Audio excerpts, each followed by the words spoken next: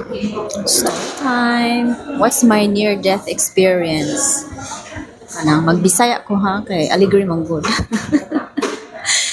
Ang akong near-death experience is, na ako sa ospital, kay egg harvest guys. I was a IVF patient. So, egg harvest na ko. Okay. So, ang nahitabo kay in the recovery room, nag-astral projection ko.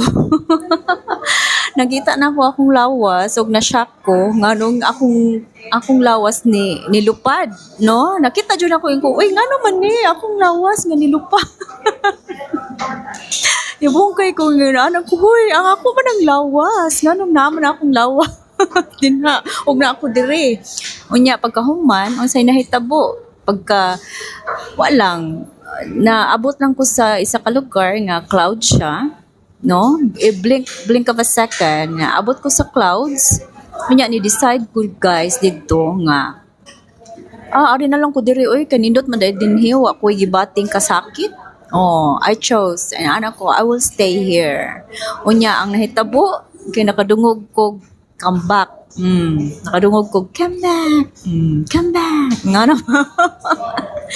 Unya, pag mata na ko, agoy. Ang ako yung nabantayan is, pag mata na ko is kanang blurry kaayo ba, kanang mura ko, naglutaw nga ana nya human ang akong nadunggan akong doktor nga sus Ginoo ko ana kanang kulbaan ko nimo kay 30 minutes kang nawa, no?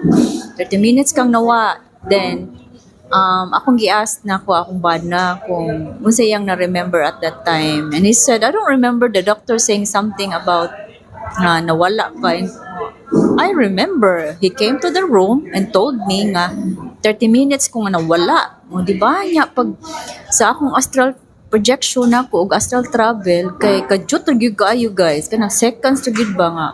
Pag adto nako sa kanang alapaap clouds, no nga ay lami man diri oy, kanang na feel jud nako dito ang love, you know, kanang unconditional love mo gito akong first time nga na feel, no?